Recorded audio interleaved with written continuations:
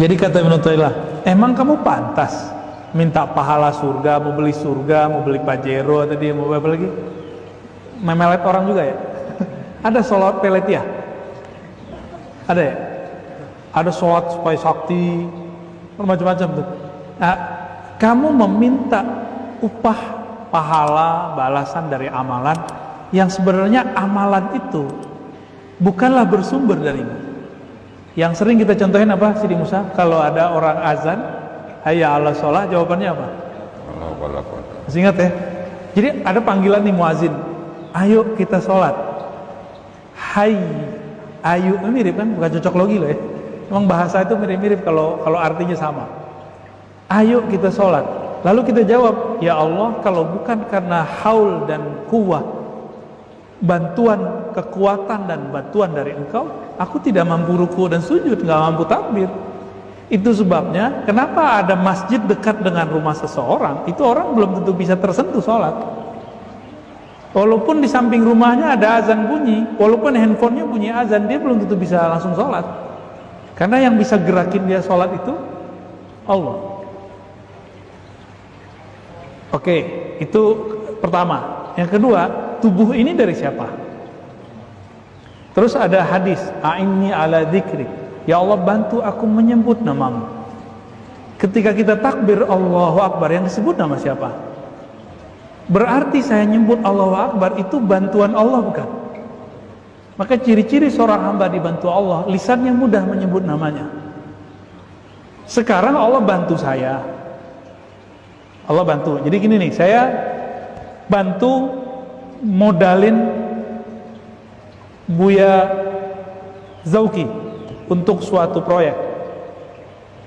Kita modalin nih, kita modalin dia, terus dia minta upah. Pantas nggak? Saya minjemin dia, terus dia minta upah kepada orang yang minjemin dia. Sul adab nggak? Buruk adab nggak? Antum minjem mana? Minjem duit, terus minta bagi hasil. Akadnya minjem, terus minta bagi hasil, nyambung nggak? Kita ngomong la haula wala quwwata illa billah itu minta dipinjamkan. Ya Allah, pinjamkanlah kekuatan darimu sehingga aku mampu sholat. Itu lafaz la haula itu. Jadi kalau makna lain dari la haula wala apa tadi? Ya Allah, pinjamkan aku kekuatanmu, bantuan darimu sehingga aku mampu melafazkan namamu, sujud dan ruku kepadamu. Itu makna lain. Nah, Allah udah pinjemin, terus antum meminta upah. Nah, orang begini jahilun atau arifun? Jahil atau arif? Orang alim atau orang bodoh ini? Jahil atau arif? Kenal nggak dia yang disembah? Yang dia sembah itu lagi minyemin badan buat dia, minyemin lisan buat dia, minyemin lafaz buat dia untuk dibaca.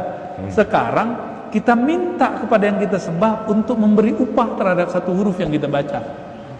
Maka Rasulullah ketika berbicara kepada Sayyidina Abu Bakar, Sayyidina Umar, Utsman, Ali, sahabat yang 10, bahkan sahabat yang 313, itu beda kelasnya dengan sahabat-sahabat yang lain. Sahabat 313 ini Nabi nggak ngomong pahala. Tapi kalau sahabat yang lain Nabi ngomong satu huruf dapat pahala 10. Jadi kayak anak kecil. Jadi sahabat itu kayak anak kecil. Ntar kalau dia sudah naik makomnya baru diajarin yang begini. Sayyidah Aisyah, apa kata beliau? Wahai Rasulullah, kakimu sudah kapalan. Untuk apa? Padahal engkau sudah dijamin diampuni masa depan, sekarang dan yang berlalu. Jawaban beliau apa? Bukan cari pahala loh, saya pengen dapat surga yang tinggi. Begitu nggak Nabi jawabnya? Apa jawaban beliau? Abdan syakura, hamba yang bersyukur, berterima kasih. Tubuh ini ditakdirkan Allah sujud. Nah, itu sebabnya sujud syukur kalau dalam bab ma'rifat sudah hampir wajib. Coba lihat Syekh Mansur kalau habis sholat pasti langsung sujud syukur. Murid-murid beliau semuanya sujud syukur tuh. Kalau murid ribat kan enggak ya? Ya, kalau habis sholat ya doa-doa aja kan. Nah, kalau di bab ma'rifat karena mereka sudah mabuk dan tenggelam fana dalam bab ma'rifatullah itu, ya habis sholat ya sujud.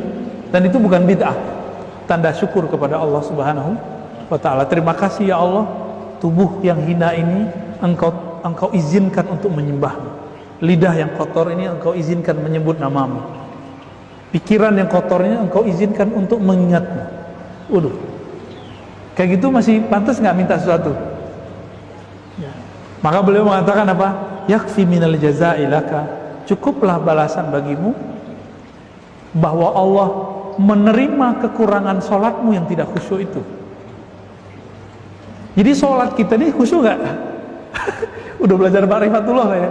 Jadi antum kira khusyuk itu dari awal terus dalam hati nyebut Allah Allah? Enggak, itu nyembah lafaz itu. Syirik juga kalau antum nyembah lafaz. Jadi kalau antum sholat nih bayangin lafaz ini nih. Ini yang kebayang lagi sholat. Ini huruf nggak? Makhluk ini, syirik kalau antum bayangin itu. Yang disembah yang punya nama ini. Ustadz, saya melihat ada cahaya, lafaznya begitu. Lah itu cahaya nama yang nempel di kolbumu. Jadi kolbu kita ini ketika tembus nama Allah itu bergeser kayak dua batu, ces. Maka ada itu yang syawarikul anwar, terbitlah cahaya. Cuma karena dia syawarik, syuruk itu setiap saat atau cuma di jam tertentu? Jam tertentu aja. Jadi kalau zikir kenapa enaknya cuma kadang di depan, tengahnya udah enggak, akhirnya nggak jelas? Ya kadang-kadang begitu. Kemarin enak banget kok, sekarang biasa aja. Ya itu namanya syuruk. Kadang dia terbit, kadang enggak. Suka-suka Allah yang punya nama, ya kan?